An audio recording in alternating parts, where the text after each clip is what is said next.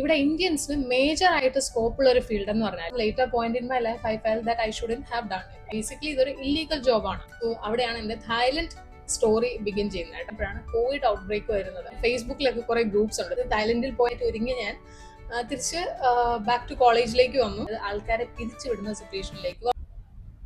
Hi, welcome to my channel. അപ്പോൾ ഒരുപാട് viewers എന്നോട് ചോദിക്കാറുണ്ട് എൻ്റെ ജോലി എന്താണ്, അല്ലെങ്കിൽ ജോബ് പ്രൊഫൈൽ എന്താണ്, ഞാൻ ടൂറിസത്തിലാണോ വർക്ക് ചെയ്യുന്നത്, അങ്ങനെയൊക്കെ ഒരുപാട് പേര് ചോദിക്കാറുണ്ട് കേട്ടോ. അപ്പോൾ ഇതിനെല്ലാം ഉള്ള ഒരു റിപ്ലൈ ആണ് ഇന്നത്തെ എൻ്റെ വീഡിയോ എന്ന് പറയുന്നത്. അതായത് എൻ്റെ ജോബ് പ്രൊഫൈൽ അല്ലെങ്കിൽ എഡ്യൂക്കേഷൻ ബാക്ക്ഗ്രൗണ്ട് എന്താണ്, പിന്നെ അതേപോലെ തായ്ലൻഡിൽ പെർട്ടിക്കുലർലി ബാങ്കോക്കിൽ ഇന്ത്യൻസിലുള്ള ജോബ് ഓപ്പർച്യൂണിറ്റീസ് എന്താണ്, അതേപോലെ എൻ്റെ ഒരു പേഴ്സണൽ ജോബ് ഹണ്ട് എക്സ്പീരിയൻസ് എന്താണ്. ഈ 3 കാര്യങ്ങളാണ് ഞാൻ ഈ ഒരു വീഡിയോയിൽ ഷെയർ ചെയ്യുന്നത്.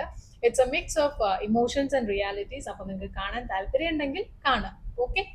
സോ ആദ്യം തന്നെ എൻ്റെ ജോബ് ഫീൽഡ് എന്ന് പറയുന്നത് ഫൈനാൻസ് ആണ് കേട്ടോ. കാരണം എൻ്റെ ക്വാളിഫിക്കേഷൻ എന്ന് പറയുന്നത് ഞാൻ BCom, MCom, CMA, ഇതാണ് CMA ഇന്റർ, ഇതാണ് എൻ്റെ ക്വാളിഫിക്കേഷൻ എന്ന് പറയുന്നത്. അതായത് പക്ക ഫൈനാൻസ് പ്രൊഫൈലാണ്. അതുകൊണ്ട് തന്നെ ഞാൻ നോക്കുന്ന ജോബ് പ്രൊഫൈൽസ് എല്ലാം ഫൈനാൻസ് റിലേറ്റഡ് ആണ്. ഓക്കെ. ഞാൻ ഇവിടെ തായ്ലൻഡിൽ ഫസ്റ്റ് ടൈം അറൈവ് ചെയ്യുന്നത് 2022 കേട്ടോ.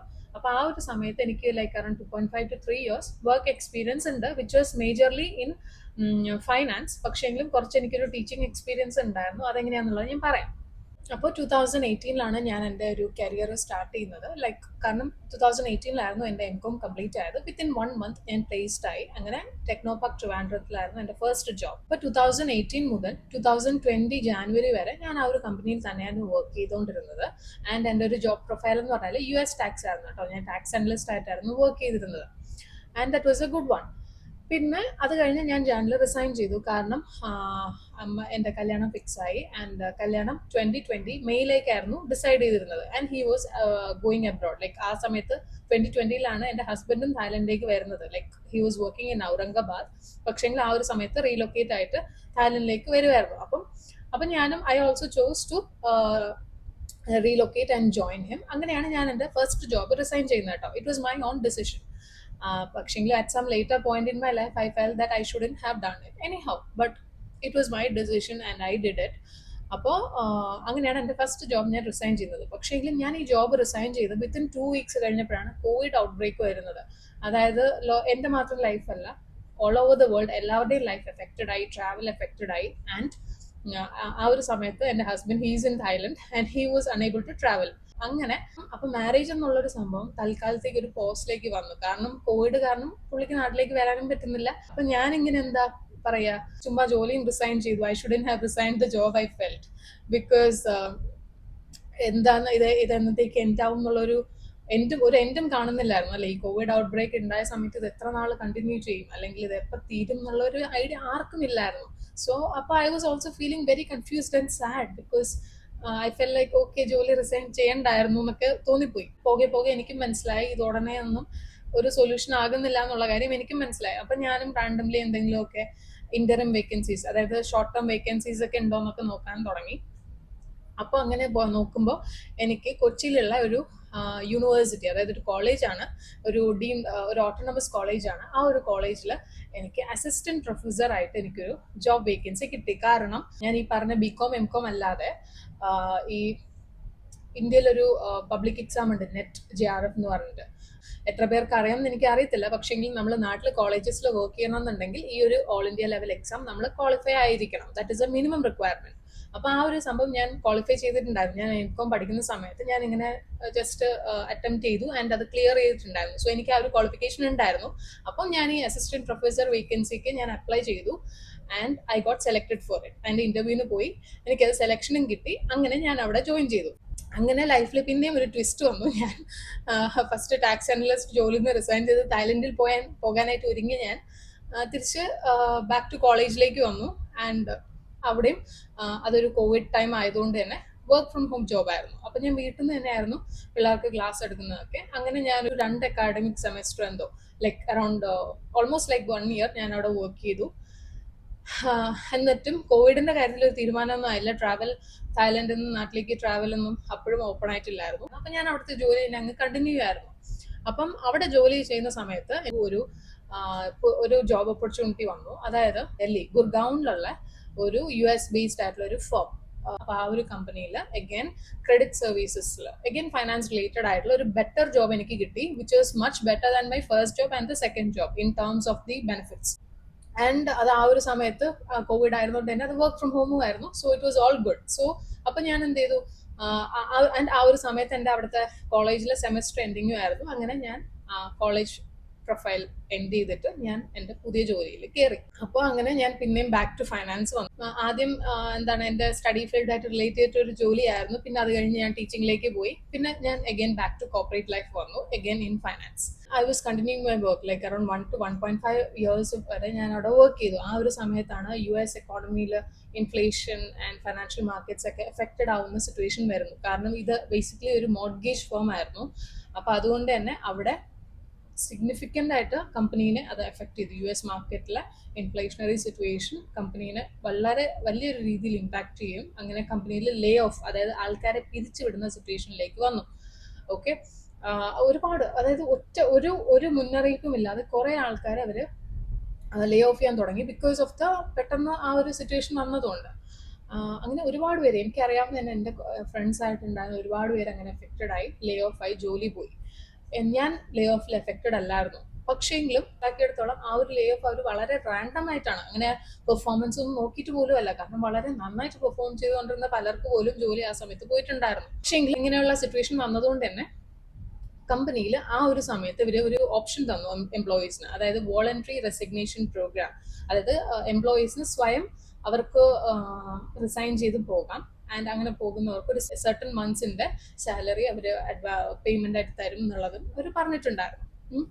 വോളണ്ടറി റെസിഗ്നേഷൻ പ്രോഗ്രാമിനെ കുറിച്ച് നിങ്ങൾ അവെയർ ആയിരിക്കും. അത് ഈവൻ ഗവൺമെന്റ് ഓർഗനൈസേഷൻസിലൊക്കെ ഉള്ളതാണ്. നമുക്ക് വേണമെന്നുണ്ടെങ്കിൽ സ്വയം റിസൈൻ ചെയ്യാം, accepting the compensation they are offering, അല്ലേ? അപ്പം ആ ഒരു സമയത്ത്, അതായത് ഇത് നടക്കുന്നത് 2022 കേട്ടോ. ആ ഒരു സമയത്ത് ട്രാവൽസ് ഒക്കെ പതിയെ ഓപ്പൺ ആയിട്ടുണ്ടായിരുന്നു. അപ്പോൾ ഞാൻ ആ ഒരു വോളണ്ടറി റെസിഗ്നേഷൻ അക്സെപ്റ്റ് ചെയ്ത് ജോബിൽ നിന്ന് റിസൈൻ ചെയ്യുന്നതായിരിക്കും നല്ലതെന്ന് എനിക്കും തോന്നി. കാര്യം ഇതൊരു വർക്ക് ഫ്രം ഹോം ജോബ് ആണെങ്കിലും എനിക്കത് തായ്ലൻഡിൽ നിന്ന് ചെയ്യാനായിട്ട് പറ്റത്തില്ല, കാരണം സെക്യൂരിറ്റി കൺസേൺസ് ഉണ്ടായിരുന്നു. സോ എനിക്കത് തായ്ലൻഡിൽ നിന്ന് ആ ഒരു ജോലി ചെയ്യാനും പറ്റത്തില്ല.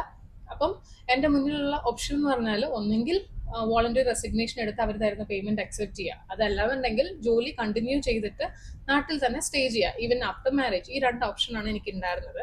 And I personally chose that okay, I will accept the voluntary resignation and then move along with him to Thailand. Okay, പക്ഷേങ്കിലും അറ്റ് സം ലേറ്റർ പോയിന്റ് എനിക്ക് മനസ്സിലായി അതൊരു കറക്റ്റ് ഡിസിഷൻ ആയിരുന്നു. കാരണം കുറെ ലൈക്ക് ആഫ്റ്റർ 3-4 മാസം കഴിഞ്ഞപ്പോൾ ഞാൻ വർക്ക് ചെയ്തിരുന്ന ടീമും അവർ ഡിസോൾവ് ചെയ്തു ആസ് പാർട്ട് ഓഫ് ദിസ് അവിടുത്തെ നടന്ന ഇഷ്യൂസിന്റെ ഭാഗമായിട്ട് ഡിസോൾവ് ചെയ്തിട്ടുണ്ടായിരുന്നു. സോ അപ്പൊ ഞാൻ അവിടെ എടുത്ത തീരുമാനം കറക്റ്റ് തന്നെയായിരുന്നു, അതിനെക്കുറിച്ച് എനിക്കൊരു റിഗ്രറ്റും ഇല്ല. പിന്നെ എൻ്റെ കല്യാണം കഴിഞ്ഞ് ഞാൻ തായ്ലൻഡിൽ വന്നു. സോ അവിടെയാണ് എൻ്റെ തായ്ലൻഡ് സ്റ്റോറി ബിഗിൻ ചെയ്യുന്നത് കേട്ടോ. അത് ഇനി ഈ കഥയുടെ നെക്സ്റ്റ് പാർട്ട് എന്ന് പറഞ്ഞാൽ തായ്ലൻഡിലാണ് കേട്ടോ. അപ്പോൾ തായ്ലൻഡിൽ ഇവിടെ ഒബിയസ്ലി കല്യാണം കഴിഞ്ഞ സമയത്ത് അബി എനിക്ക് കുറെ തായ്ലൻഡിലുള്ള ജോബ് ഹണ്ട് ആപ്സ് കുറച്ച് എനിക്ക് പറഞ്ഞു തന്നിട്ടുണ്ടായിരുന്നു. ലൈക്ക് ജോബ്സ് DB എന്നൊക്കെ പറഞ്ഞിട്ട് തായ്ലൻഡിൽ എന്താ പറയാ, ഈ ജോബ് ഹണ്ടിന് യൂസ് ചെയ്യുന്ന ആപ്പാണ്. ഞാനത് ആപ്പ് ഡൗൺലോഡ് ചെയ്തിട്ട് ഞാൻ അതിനകത്ത് ജോബ്സ് നോക്കാൻ തുടങ്ങി. അപ്പോൾ അതിനകത്ത് ഞാൻ നോക്കുമ്പോൾ എൻ്റെ ക്വാളിഫിക്കേഷനും അല്ലെങ്കിൽ എൻ്റെ വർക്ക് എക്സ്പീരിയൻസ് ആയിട്ട് അലൈൻ ആകുന്ന ഒരുപാട് ജോബ് ഓപ്പർച്യൂണിറ്റീസ് ഉണ്ടായിരുന്നു കേട്ടോ. ഞാൻ അതിനെല്ലാം അപ്ലൈ ചെയ്തു എന്ന് പറഞ്ഞാൽ ഒരുപാട് ആപ്ലിക്കേഷൻസ് ഞാൻ സബ്മിറ്റ് ചെയ്തു. ലൈക്ക് 100+ ആപ്ലിക്കേഷൻസ് ഞാൻ വിത്തിൻ എ മന്ത് ഒക്കെ ഞാൻ സബ്മിറ്റ് ചെയ്തിട്ടുണ്ട്. അപ്പം പക്ഷേങ്കിലും ഒരൊറ്റ കമ്പനിയിൽ നിന്ന് പോലും എനിക്കൊരു റിവേർട്ട് ഉണ്ടായിട്ടില്ല. അതായത് ആപ്ലിക്കേഷൻ റിജക്റ്റ് ആയി എന്ന് പറഞ്ഞ പോലും ഒരു മെയിൽ വന്നിട്ടില്ല. ഓക്കെ, ഒറ്റ റിപ്ലൈ പോലും എനിക്ക് കിട്ടിയിട്ടില്ല.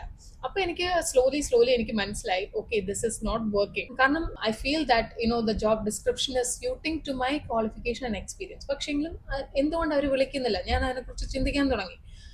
ഓക്കെ, അപ്പൊ എനിക്ക് മനസ്സിലായി ഈ ഒരു ജോബ്സ് DB വരെ അപ്ലൈ ചെയ്യുന്നത് ഇറ്റ്സ് നോട്ട് വർക്കിംഗ്, വേറെ എന്തെങ്കിലും ഒക്കെ നോക്കണം എന്ന് എനിക്ക് മനസ്സിലായി. അങ്ങനെ ഞാൻ പിന്നെ ലിങ്ക്ഡിൽ നോക്കാൻ തുടങ്ങി. അപ്പം അവിടെയും ഞാൻ നോക്കുമ്പോൾ ഒരുപാട് ജോബ് പ്രൊഫൈൽസ് എൻ്റെ ക്വാളിഫിക്കേഷനും എക്സ്പീരിയൻസ് ആയിട്ട് മാച്ച് ചെയ്യുന്ന ടാക്സ് പ്രൊഫൈലിലാണെങ്കിലും ക്രെഡിറ്റ് പ്രൊഫൈലിലാണെങ്കിലും ഒരുപാട് വേക്കൻസീസ് ഞാൻ കാണുന്നുണ്ട്, ഞാൻ അപ്ലൈ ചെയ്യുന്നുണ്ട്. പക്ഷേ അവിടെയും സെയിം, കുറെ അപ്ലൈ ചെയ്തു എന്നല്ലാതെ റെസ്പോൺസസ് ഒന്നും തന്നെ വരുന്നില്ല. അപ്പം പിന്നെ ഞാൻ എഗൈൻ എൻ്റെ അപ്രോച്ച് ചെറുതായിട്ടൊന്ന് മാറ്റി.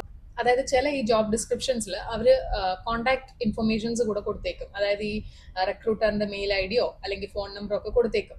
അതല്ലാന്നുണ്ടെങ്കിൽ ഇവിടെ ഈ ഇവർ വാട്സാപ്പിന് പകരം യൂസ് ചെയ്യുന്നത് ലൈൻ എന്ന് പറയുന്ന ഒരു ആപ്പാണ് കേട്ടോ. അപ്പൊ ഈ ലൈൻ ഐ ഡി ഒക്കെ ഇവർ ജോബ് ഡിസ്ക്രിപ്ഷൻസിൽ കൊടുത്തേക്കും. അങ്ങനെ ഞാൻ ഈ കോൺടാക്ട് ഡീറ്റെയിൽസ് എടുത്തിട്ട് അവരെ കോൺടാക്ട് ചെയ്യാൻ തുടങ്ങി. അതായത് ഞാൻ അവരുടെ ലൈൻ ഐ ഡി എടുത്തിട്ട് ലൈനിൽ അവരോട് കമ്മ്യൂണിക്കേറ്റ് ചെയ്യാൻ തുടങ്ങി. അപ്പം അല്ലെങ്കിൽ ഞാൻ മെയിൽ അയക്കാൻ തുടങ്ങി. അപ്പം ഇവരെനിക്ക് റെസ്പോൺസ് തരാൻ തുടങ്ങി. അപ്പോഴാണ് എനിക്ക് കാര്യം മനസ്സിലായത് എന്താണ് പ്രശ്നം എന്നുള്ളത്. അതായത് ഇവർ എന്നോട് പറഞ്ഞു, your qualifications are line, qualifications ഓക്കെയാണ്, എക്സ്പീരിയൻസും ഓക്കെയാണ്, പക്ഷേങ്കിലും അവർ നോക്കുന്നത് തായ് സ്പീക്കിംഗ് ആയിട്ടുള്ള ആൾക്കാരെയാണ്.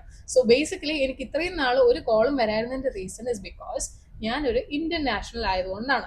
അപ്പൊ എനിക്ക് മനസ്സിലായി, അതായത് ഈ പറഞ്ഞ പോലെ അക്കൗണ്ടിങ് അല്ലെങ്കിൽ ഫൈനാൻസ് ജോബ് പ്രൊഫൈൽസിൽ അവർ തായ് നാഷണൽസിന് മാത്രമേ റിക്രൂട്ട് ചെയ്യുന്നുള്ളൂ എന്നുള്ളത്. ആൻഡ് അതൊരു ഹാർട്ട് ബ്രേക്കിംഗ് സിറ്റുവേഷൻ തന്നെയായിരുന്നു. കാരണം ഞാൻ I M A very ambitious person. അപ്പോൾ ഫൈനാൻസ് ഫീൽഡിൽ അവർ തായ് നാഷണൽസിന് മാത്രമേ റിക്രൂട്ട് ചെയ്യുന്നുള്ളൂ എന്നുണ്ടെങ്കിൽ ദാറ്റ് മീൻസ് എനിക്ക് എൻ്റെ വർക്ക് പ്രൊഫൈലിൽ ഒരു ജോലി ഇവിടെ കണ്ടെത്താൻ പറ്റില്ല എന്നുള്ള കാര്യം എനിക്ക് മനസ്സിലായി. ഓക്കെ, സോ അത് ഭയങ്കര ഒരു ഹാർട്ട് ബ്രേക്കിംഗ് സിറ്റുവേഷൻ തന്നെയായിരുന്നു. അപ്പൊ ഞാൻ എൻ്റെ ആപ്ലിക്കേഷൻ സബ്മിറ്റ് ചെയ്യുന്നതിൻ്റെ ആ ഒരു ഇന്റൻസിറ്റി ഒക്കെ കുറഞ്ഞു കേട്ടോ. കാരണം എന്താ പറയുക, മടുത്തു എന്നുള്ളൊരു സിറ്റുവേഷനിലേക്ക് വന്നു. കുറെ നാൾ ഞാൻ ആപ്ലിക്കേഷൻ ഒന്നും സബ്മിറ്റ് ചെയ്യുന്നില്ലായിരുന്നു. പിന്നെ ഞാൻ ഇടയ്ക്ക് റാൻഡംലി 1-2 ഒക്കെ അയച്ചു. അപ്പൊ എനിക്കൊരു മെയിൽ വന്നു സെയിങ് ദാറ്റ് ഇവിടെയുള്ള ഒരു US ടാക്സ് ഫയലിംഗ് ഒരു ഫേം ആണ്. കാരണം ഈ തായ്ലൻഡ് എന്ന് പറഞ്ഞാൽ അമേരിക്കൻസ് ഒരുപാട് പേര് റിട്ടയർ ആയതിനു ശേഷം വന്ന് ലീവ് ചെയ്യുന്ന ഒരു കൺട്രിയാണ്. അതുകൊണ്ട് തന്നെ ഇവിടെ US എക്സ്പാറ്റ്സ് ഒരുപാട് പേര് ഉണ്ട്. അപ്പോൾ US ടാക്സ് ഫയലിംഗ് എന്ന് പറഞ്ഞാൽ ഇവിടെ സ്കോപ്പ് ഉള്ള ഒരു കാര്യമാണ്. ആൻഡ് എനിക്ക് US ടാക്സ് ഫയലിംഗിൽ എക്സ്പീരിയൻസും ഉണ്ട് from my first job in Technopark. അപ്പോൾ അങ്ങനെ ആ ഒരു എക്സ്പീരിയൻസ് കണ്ടിട്ട് ഒരു കമ്പനിയിൽ നിന്ന് എനിക്കൊരു കോൾ വന്നു. ഞാൻ അവിടെ ഇന്റർവ്യൂവിന് പോവുകയും ചെയ്തു.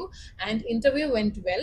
അവരെന്നെ ലൈക്ക് ലൈവായിട്ട് കുറച്ച് വർക്ക് ഒക്കെ ചെയ്യിപ്പിച്ചായിരുന്നു. And I was able to do it. Interview കഴിഞ്ഞപ്പോൾ എനിക്കും ചെറിയൊരു പ്രതീക്ഷയൊക്കെ ഉണ്ടായിരുന്നു. കാരണം അവിടെ ഇന്റർവ്യൂവിൽ ഐ ഫെൽ ലൈക്ക് എനിക്ക് അത്യാവശ്യം നന്നായിട്ട് തന്നെ ചെയ്യാൻ പറ്റിയെന്നൊരു വിശ്വാസം എനിക്കുണ്ടായിരുന്നു. പക്ഷെങ്കിലും ഒരാഴ്ച കഴിഞ്ഞപ്പം അവരെന്നെ കോണ്ടാക്ട് ചെയ്തിട്ട് പറഞ്ഞു, അതായത് വർക്ക് വൈസ് എല്ലാം ഓക്കെ ആയിരുന്നു, പക്ഷെങ്കിലും വർക്ക് പെർമിറ്റ് എടുക്കണം, വർക്ക് പെർമിറ്റ് ഇല്ലാതെ വർക്ക് ചെയ്യാൻ പറ്റില്ല, ആൻഡ് എനിക്ക് വർക്ക് പെർമിറ്റ് എടുക്കാനായിട്ട് പാടായിരിക്കും എന്ന് പറഞ്ഞു. കാരണം ഇവിടെ വർക്ക് പെർമിറ്റ് എടുക്കണം എന്നുണ്ടെങ്കിൽ കമ്പനീസിന് കുറെ റിക്വയർമെന്റ്സ് ഒക്കെ ഉണ്ട്. ആ ഒരു റിക്വയർമെന്റ്സ് ഉള്ള കമ്പനീസിന് മാത്രമേ ഫോറിൻ നാഷണൽസിനെ വർക്ക് പെർമിറ്റ് എടുക്കാനായിട്ട് പറ്റത്തുള്ളൂ. മാത്രമല്ല അവരൊരു ഫോറിൻ നാഷണലിനെ ഒരു പൊസിഷനിലേക്ക് ഹയർ ചെയ്യുമ്പം അവരവിടെ എക്സ്പ്ലനേഷനും കൊടുക്കണം. അതായത് ഇവിടെ തായ് നാഷണൽസ് ഇല്ലാത്തതുകൊണ്ടാണോ അങ്ങനെ ഒരാളെ ഹയർ ചെയ്യുന്നത്, അല്ലെങ്കിൽ എന്ത് എക്സ്ട്രാ ക്വാളിഫിക്കേഷൻ അല്ലെങ്കിൽ എക്സ്ട്രാ ആയിട്ട് എന്ത് കാര്യമാണ് എനിക്കുള്ളത് എന്നൊക്കെ അവർ എക്സ്പ്ലനേഷൻ കൊടുക്കണം. സോ അപ്പം അവർ നോക്കുമ്പം ദാറ്റ്സ് ടഫ് ഫോർ ദം. അങ്ങനെ പെട്ടെന്ന് ഒരു പ്രതീക്ഷ വന്നെങ്കിലും അത് പിന്നെയും പോയി. ഓക്കെ, അങ്ങനെ ഐ അണ്ടർസ്റ്റുഡ്. അപ്പം ഇതും കൂടെ കഴിഞ്ഞപ്പോൾ എനിക്ക് ഏതാണ്ട് ക്ലിയർ ആയി, ഫൈനാൻസ് പ്രൊഫൈൽ ഇനി നോക്കിയിട്ട് കാര്യമില്ല. അങ്ങനെ ഞാൻ പിന്നെ ജോലി അപ്ലൈ ചെയ്യുന്ന സംഭവമേ വിട്ടു കേട്ടോ. പിന്നെ ഞാൻ അപ്ലൈ ചെയ്യുന്നില്ലായിരുന്നു. പിന്നെ ഞാൻ നോക്കുമായിരുന്നു ഇവിടെ വേറെ എന്ത് ജോലിയാണ് ഉള്ളത് എന്നൊക്കെ നോക്കുമ്പം ഞാനിങ്ങനെ ഫേസ്ബുക്കിലൊക്കെ കുറെ ഗ്രൂപ്പ്സ് ഉണ്ട്, Thailand jobs, Indian jobs in Thailand എന്നൊക്കെ പറഞ്ഞ കുറെ ഗ്രൂപ്പ് ഉണ്ട്. എല്ലാ ഗ്രൂപ്പിലും കയറി ഞാൻ ജോയിൻ ചെയ്തു. എല്ലാ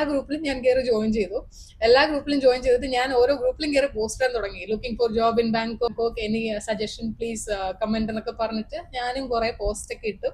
ഞാൻ ആ ഗ്രൂപ്പ്സിലൊക്കെ നോക്കുമ്പോൾ ഓൾറെഡി കുറെ പോസ്റ്റ് കിടപ്പുണ്ട്, ഇന്ത്യൻസിന്റെ പോസ്റ്റ്, അങ്ങനെ ജോലി അന്വേഷിക്കുന്നു എന്നൊക്കെ പറഞ്ഞിട്ട്. അപ്പം എനിക്കറിയാം ഞാൻ അവിടെ പോസ്റ്റ് ചെയ്തിട്ട് പ്രത്യേകിച്ച് ഒന്നും നടക്കാൻ പോകുന്നില്ല എന്ന് എനിക്കറിയായിരുന്നു. എന്നാലും ഞാൻ വിചാരിച്ചു ഇനി എങ്ങനെ കിട്ടിയാലോ എന്ന് പറഞ്ഞ് ഞാനും ഇട്ടു കുറെ പോസ്റ്റ്. അപ്പൊ എന്റെ ഈ ഒരു ഫേസ്ബുക്ക് പോസ്റ്റ് കണ്ടിട്ട് എന്നെ ഒരാൾ കോണ്ടാക്ട് ചെയ്തു. ബാങ്കോക്കിൽ ഒരു ജ്വല്ലറി ബിസിനസ് ഉള്ള ഒരാളാണത്.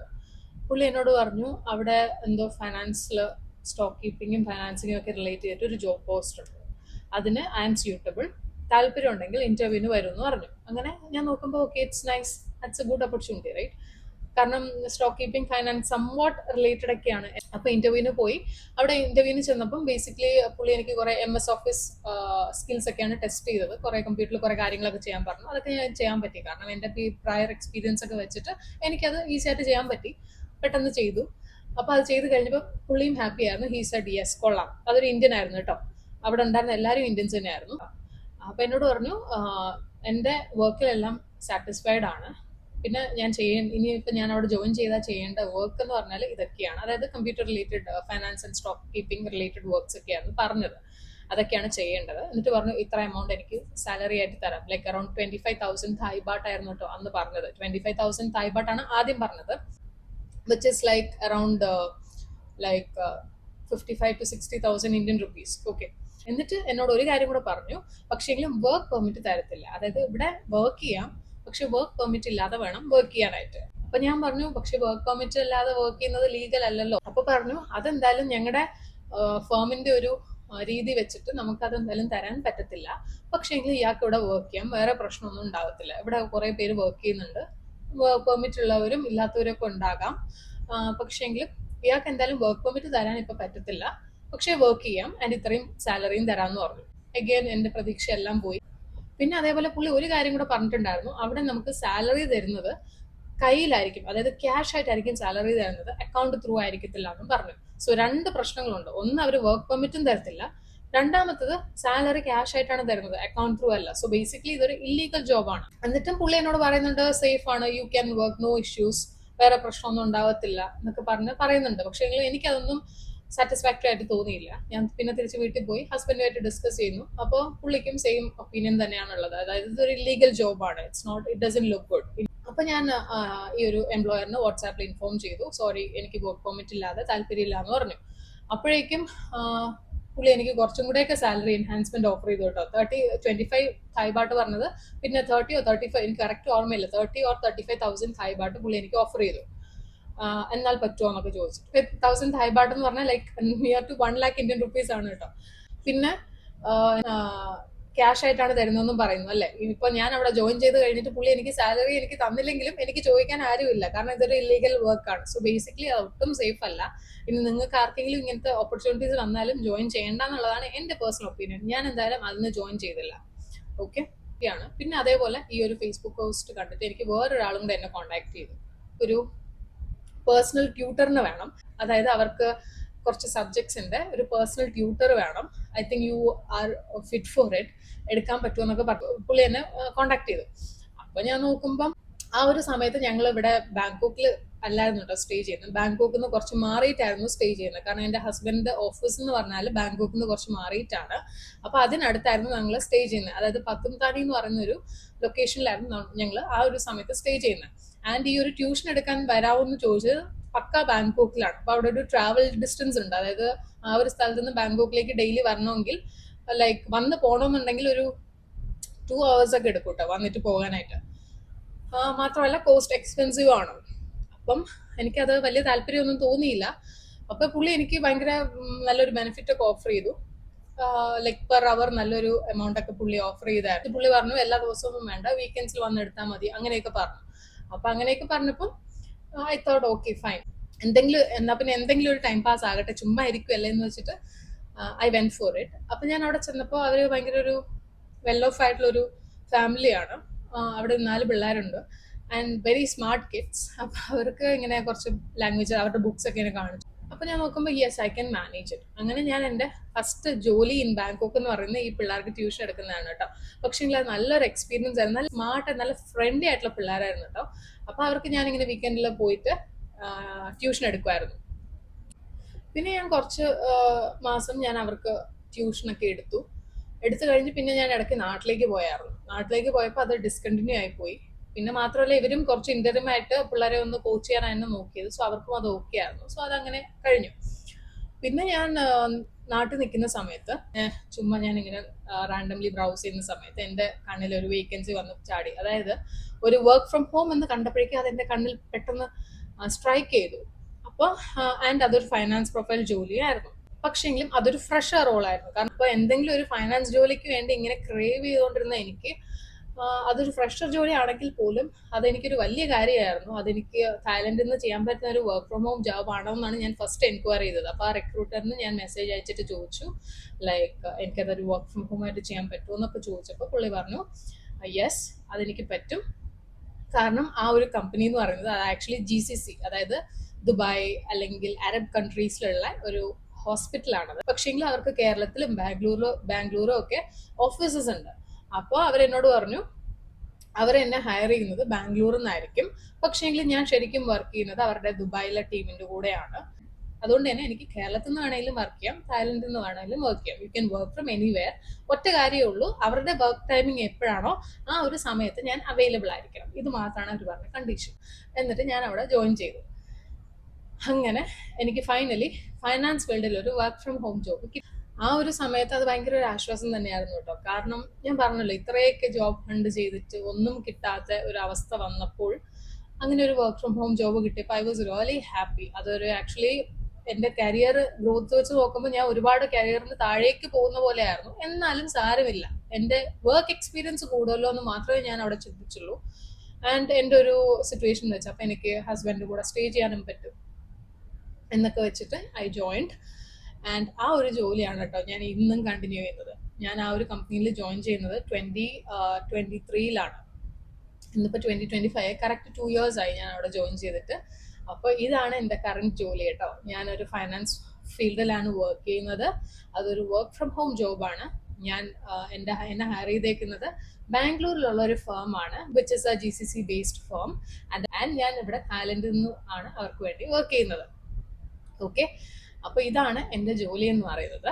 ഞാനിപ്പോൾ വർക്ക് ചെയ്യുന്നത് ഒരു കംപ്ലീറ്റ് കോർ ഫൈനാൻസ് റോളിലാണ്. FP&A എന്ന് പറയും, ഫിനാൻഷ്യൽ പ്ലാനിങ് ആൻഡ് അനാലിസിസ്. അപ്പോൾ തായ്ലൻഡിൽ ജോബ് ഹണ്ട് ചെയ്യുന്ന ആൾക്കാരോട് എനിക്ക് ആദ്യം പറയാനുള്ള കാര്യം, തായ്ലൻഡിൽ വന്നിട്ടൊരു ഫോറിനറിന് ഇവിടെ വർക്ക് ചെയ്യണം എന്നുണ്ടെങ്കിൽ വർക്ക് പെർമിറ്റ് മാൻഡേറ്ററി ആണ്. വർക്ക് പെർമിറ്റ് ഓഫർ ചെയ്യുന്ന ജോബ്സിൽ മാത്രമേ നിങ്ങൾ കയറാൻ പാടുള്ളൂ. വർക്ക് പെർമിറ്റ് ഇല്ലാത്ത ഒരുപാട് ഓപ്പർച്യൂണിറ്റീസ് നിങ്ങൾ കാണുമായിരിക്കും, പക്ഷെ കയറരുത്. അതെല്ലാം ഇല്ലീഗലാണ്. പിന്നെ അത് വലിയ വലിയ ട്രബിൾസ് ആയിട്ട് മാറും. ആൻഡ് ഈ വർക്ക് പെർമിറ്റ് എടുക്കേണ്ടത് നമ്മളല്ല, നമ്മളെ എംപ്ലോയ് ചെയ്യുന്ന ഓർഗനൈസേഷൻ ആണ് വർക്ക് പെർമിറ്റ് എടുക്കേണ്ടത്. ഓക്കെ, അപ്പം നമുക്ക് സ്വയം വർക്ക് പെർമിറ്റ് എടുക്കാനും പറ്റില്ല.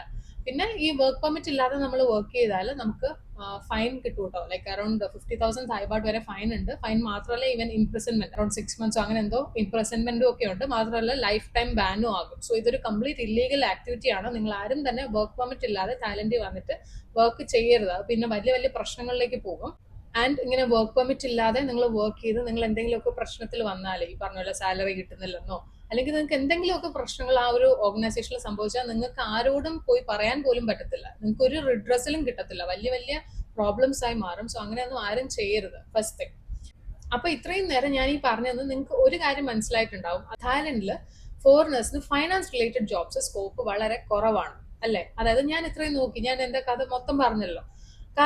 കാരണം കൂടെ ഞാൻ പറയാം. ഇത് ഞാൻ പിന്നെയാണ് മനസ്സിലാക്കുന്നത്. കാരണം തായ്ലൻഡിൽ കുറെ ജോബ്സ് തായ് നാഷണൽസിന് വേണ്ടി റിസർവ്ഡ് ആണ്. അതിൽ ഒരു ഫീൽഡാണ് ഫൈനാൻസ് എന്ന് പറയുന്നത്. ഫൈനാൻസ് ഇവിടുത്തെ ആൾക്കാർക്ക് വേണ്ടി റിസർവ്ഡ് ആണ്. അപ്പൊ ഇവിടുത്തെ ആൾക്കാർ ഇല്ലാത്തൊരു സിറ്റുവേഷൻ വന്നാൽ മാത്രമേ അവർ ഫോറിനേഴ്സിനെ ഹയർ ചെയ്യാനായിട്ട് നോക്കത്തുള്ളൂ. ആൻഡ് അങ്ങനെ ഒരു സിറ്റുവേഷൻ ഇവിടെ ഉണ്ടാവുന്നില്ല. കാരണം ഇവിടെ ഒരുപാട് ഫൈനാൻസ് റിലേറ്റഡ് അല്ലെങ്കിൽ അക്കൗണ്ടിങ് കോഴ്സസ് ചെയ്ത് ഒരുപാട് തായ് പിള്ളേർ ഒരുപാടുണ്ട്. സോ അതുകൊണ്ട് തന്നെ അങ്ങനെ ഒരു സിറ്റുവേഷൻ ഇല്ല. So basically finance and accounting എന്ന് പറഞ്ഞാൽ തായ്ലൻഡിൽ ഫോറിനേഴ്സിന് സ്കോപ്പ് ഇല്ലാത്ത ഒരു ഫീൽഡാണ്.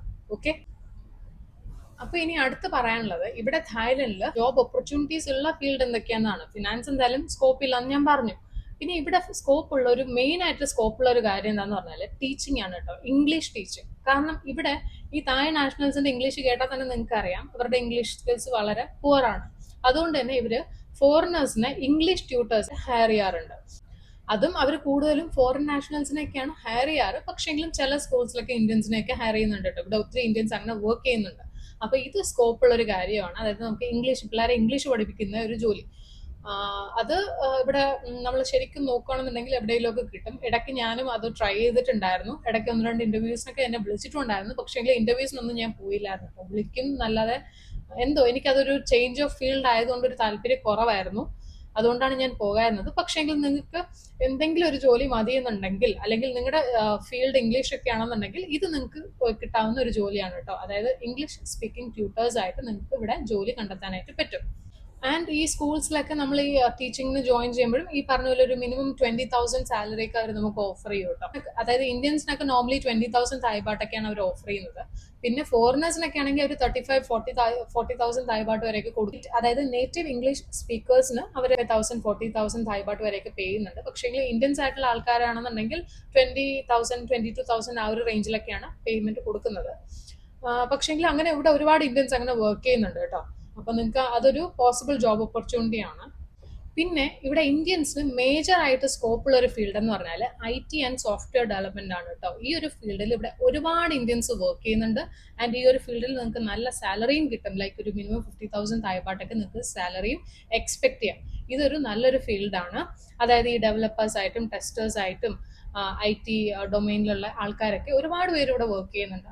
അപ്പോൾ ഈ തായ്ലൻഡിൽ ഇന്ത്യൻസിന് നല്ലൊരു ജോലി കണ്ടെത്താൻ പറ്റുന്ന ഒരു ഫീൽഡ് എന്ന് പറഞ്ഞാൽ ഈ IT ആൻഡ് സോഫ്റ്റ്വെയർ ഡെവലപ്മെന്റ് ആണ് കേട്ടോ. ആൻഡ് ഈ IT ജോബ്സിലൊക്കെ നിങ്ങൾക്ക് അവർ വർക്ക് പെർമിറ്റും പ്രൊവൈഡ് ചെയ്യും. അപ്പോൾ അതൊരു നല്ലൊരു ഓപ്ഷൻ തന്നെയാണ്. നിങ്ങൾ IT ഡൊമൈനിലുള്ള ആൾക്കാരാണെന്നുണ്ടെങ്കിൽ നിങ്ങൾക്ക് ഇവിടെ ഒരു ജോബ് ഓപ്പർച്യൂണിറ്റി ഉണ്ട്. പിന്നെ അതല്ലാതെ ഇനി സ്കോപ്പ് ഉള്ളതെന്ന് പറഞ്ഞാൽ ഇവിടുത്തെ ഇന്ത്യൻ റെസ്റ്റോറൻറ്റ്സിലൊക്കെ റെസ്റ്റോറൻറ്റ് മാനേജേഴ്സ് ആയിട്ടോ അല്ലെങ്കിൽ ഷെഫ് ആയിട്ടോ അല്ലെങ്കിൽ വെയിറ്റേഴ്സ് ആയിട്ടോ ഒക്കെ ഇന്ത്യൻസ് ആയിട്ടുള്ള ആൾക്കാരെ ഹയർ ചെയ്യുന്നുണ്ട്. സോ അങ്ങനത്തെ ജോലിയും നിങ്ങൾക്ക് കിട്ടും. ആൻഡ് ഈ ജോലിക്കും അവർ വർക്ക് പെർമിറ്റ് തരും. അപ്പൊ അങ്ങനെ ഒരു ഓപ്ഷനും ഉണ്ട് നിങ്ങൾക്ക് ആ ഒരു ഫീൽഡിൽ താല്പര്യം ഉണ്ടെന്നുണ്ടെങ്കിൽ. പിന്നെ ഞാൻ ഇങ്ങനെ കേട്ടിട്ടുണ്ട് കുറെ ഇന്ത്യൻസ് ഇവിടെ ടൂൾ മേക്കിംഗ്, ടൂൾ ഡിസൈനിങ് അങ്ങനത്തെ ഫീൽഡിലൊക്കെ വർക്ക് ചെയ്യുന്നുണ്ടെന്ന്.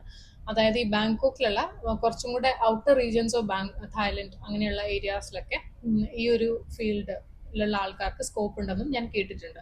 ഇതൊക്കെയാണ് മെയിൻലി ഇവിടെ ഇന്ത്യൻസിന് സ്കോപ്പ് ഉണ്ടെന്ന് ഞാൻ കേട്ടിട്ടുള്ള ഫീൽഡ്. ഓക്കെ, പിന്നെ ഇവിടെ നിങ്ങൾക്ക് വന്നിട്ട് ഡ്രൈവേഴ്സ് ആയിട്ടൊന്നും വർക്ക് ചെയ്യാനൊന്നും പറ്റില്ല കേട്ടോ. ഇവിടുത്തെ ഡ്രൈവിംഗ് ജോബ്സും ഈ മറ്റേ ടൂർ ഗൈഡ്സ് ആയിട്ടുള്ള ജോബ്സും ഒക്കെ തായ് നാഷണൽസിന് വേണ്ടി റിസർവ്ഡ് ആണ്. സോ നിങ്ങൾ ഇവിടെ വന്നിട്ട് ഇനി വണ്ടി ഓടിച്ച് ജീവിക്കാം അങ്ങനെയൊന്നും ചിന്തിക്കരുത്, അതെല്ലാം റിസർവ്ഡ് ആണ് കേട്ടോ. അപ്പോൾ മെയിൻലി എനിക്ക് പറയാനുള്ളത് IT ഫീൽഡിലുള്ളവർക്ക് ഇവിടെ ഒരു സ്കോപ്പ് ഉണ്ട്. ഫൈനാൻസ് ആണെന്നുണ്ടെങ്കിൽ ഇവിടെ സ്കോപ്പ് തീരെ ഇല്ല കേട്ടോ. പിന്നെ ഈ പറഞ്ഞ ടീച്ചിങ് ജോബ്സ് നിങ്ങൾക്ക് മതിയെന്നുണ്ടെങ്കിൽ നിങ്ങൾക്ക് എവിടെയെങ്കിലും ഒക്കെ ഒരു ടീച്ചിങ് ജോബ് കണ്ടുപിടിക്കാനായിട്ട് പറ്റും. അതായത് ഈ ബാങ്കോക്ക് സിറ്റിയിൽ തന്നെ ആയിരിക്കത്തില്ല, പക്ഷെങ്കിലും കുറച്ച് ഔട്ട്വേർഡ് ഒക്കെ ആണെങ്കിൽ നിങ്ങൾക്ക് ഒരു ജോലി എന്തായാലും കിട്ടും. ഓക്കെ, പിന്നെ എനിക്ക് പറയാനുള്ള മേജർ കാര്യം, നിങ്ങളുടെ കയ്യിൽ ഒരു ജോബ് ഓഫർ കിട്ടാതെ നിങ്ങൾ ഒരിക്കലും തായ്ലൻഡിലേക്ക് വരരുത്. അതായത് തായ്ലൻഡിൽ വന്നൊരു ജോലി കണ്ടെത്താം എന്നും പറഞ്ഞ് കയ്യിലുള്ള ജോബും റിസൈൻ ചെയ്തിട്ട് കയറി വരരുത്. നിങ്ങൾക്ക് ഒരു ജോബ് ഓഫർ കിട്ടി, അത് ലീഗൽ ആണെന്ന് കൺഫേം ചെയ്തതിന് ശേഷം മാത്രം നിങ്ങളുടെ ജോലി റിസൈൻ ചെയ്തിട്ട് തായ്ലൻഡിലേക്ക് വരിക. ആൻഡ് അതും വർക്ക് പെർമിറ്റ് ഉണ്ടെങ്കിൽ മാത്രം. ഓക്കെ, വർക്ക് പെർമിറ്റ് നിങ്ങളുടെ എംപ്ലോയർ ആണ് തരേണ്ടത്.